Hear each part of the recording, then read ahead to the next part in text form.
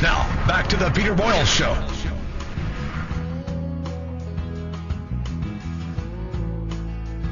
Morning, everyone. It's 27 after the hour of 8:27. Dan Kaplan in about a half an hour.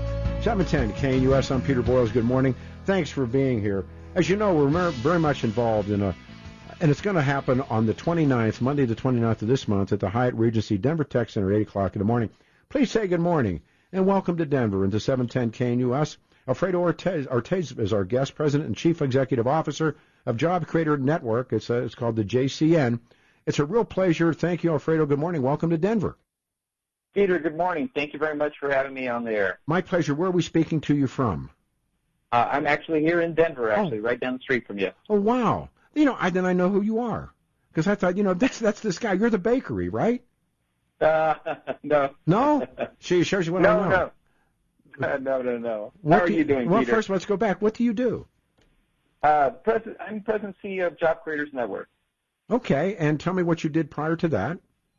Yeah, we actually, I was involved in a bunch of different things, worked in corporate America, organizations like Pepsi and Kraft Foods, Georgia Pacific. I did actually work at CSM Bakery Products, and maybe that's what you're thinking about. Well, there's something. I tied you in there somewhere. Where was home for you? Where'd you grow up? Grew up in San Diego, California, actually. Chula Vista, specifically. Actually, I know where that is, too.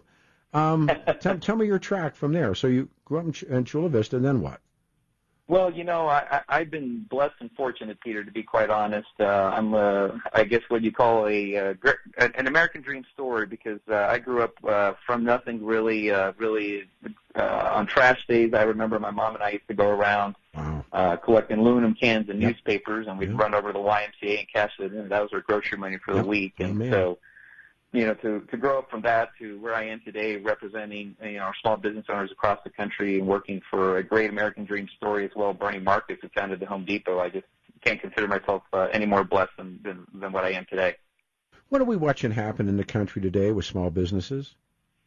Well, Peter, it's a great question. And unfortunately, our small business owners are being really threatened by three big things, right, which is overregulation, overtaxation, and the lack of access to capital and credit. And those three elements are really keeping them from growing. And Peter, I'm sure you and your listeners know that almost 70% of new job growth is in the hands of small business owners. And we did a national poll at the beginning of this year amongst small business owners. And the scary part is we found that only 19%, less than 1 in 5, had any plans on hiring additional employees over the next year. And that is a scary statistic.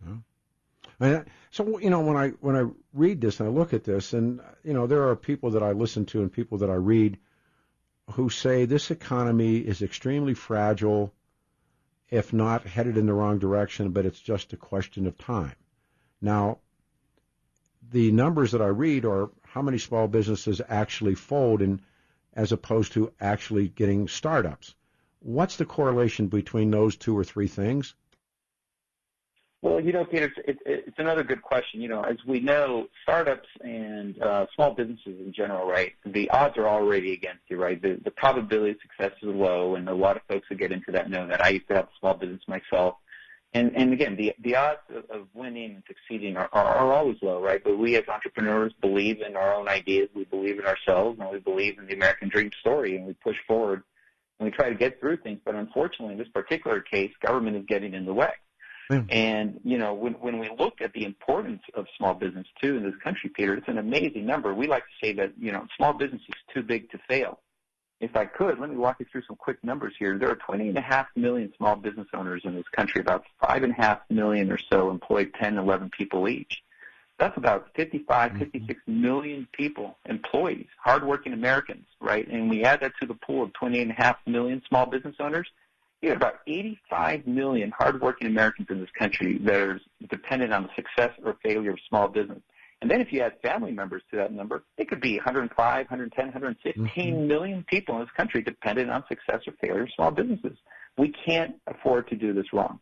If I look at our morning show sponsors, and thankfully the show's been successful and the sponsors are there, with one or two exceptions, they're small businesses. I mean, they really are. That's exactly, that's the truth. Right.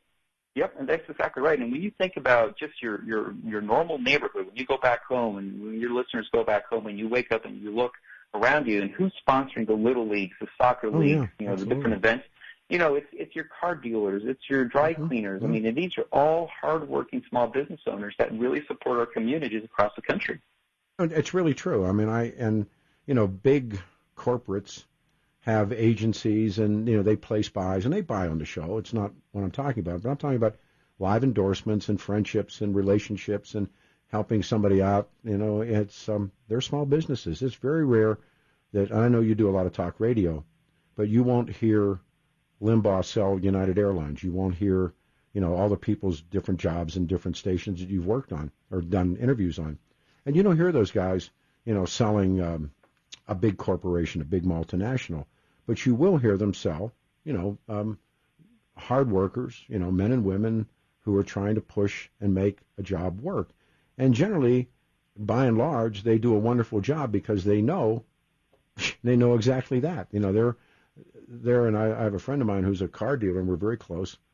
And we've always talked about, the best advertising in the world you can't buy. It's you do a good job.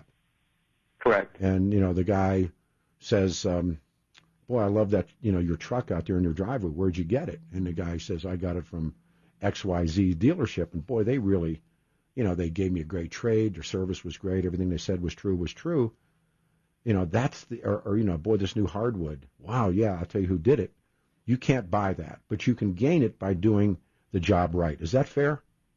Oh, yeah, that's very fair. That's very fair. And, our small business owners, I mean, these are hardworking Americans working 18, 20 hours a day, sometimes 7 days a week. I mean, there's nothing like actually having a payroll. Again, when I used to have my small business, every 2 weeks, I mean, the night before I would, sit there and worry about payroll and think about what I need to do. I mean, and again, there are 20.5 million small business owners across this country that are doing that same thing day in and day out. But we're not doing enough for them, right? And we did the poll and found that, again, 2/3 said that overtaxation and overregulation are killing them. Agree. And then also the lack of access to credit. Oh, yeah. I mean, banks are disappearing. I have friends, and they just talk about, they're breaking their backs. So, again, coming up on the 29th, talk about 29th at the Hyatt Regency at 8 o'clock in the morning. Yes, absolutely. So we're excited to be able to actually the kickoff of our tour. It's a nationwide tour called the Bring Small Businesses Back Tour. We have a special guest that's going to be there, Representative Congressman Mike Kaufman, and then also the founder of Can't Bow Wow, Heidi Ganal, is going to be there, myself, and we're going to be talking really with people, not to people, but really with people to better understand, and small business owners and entrepreneurs, what their challenges are, what they're facing, what are the different areas that they would like some help on. And one of the things I just encourage people to attend is because, really for us, in order to be, their voice, we have to hear their voice, right? So we need people to attend this event because we want to hear from them, right? The idea is at the end of this tour, we will have had about 14 or 15 different states that we will have talked to, hopefully about 45 some odd stops across the country. We will be able to hear from business owners of all likes from all parts of the country about these challenges and then hopefully be that voice back to D.C. Yeah. Because right now, Peter, a lot of times when I'm up in D.C. and I'm talking to legislators in D.C., they go, well, I don't understand why there's a problem. We don't hear from our small business owners, so it must not be a problem. I'm like, that's because they're busy running their businesses. Yeah. No, well said. It's going to be the Hyatt Regency Denver Tech Center, August 29th, a week from today, 8 o'clock in the morning. Please bring your friends. And the website, it's called Job Creators Network, Bring Small Business Back.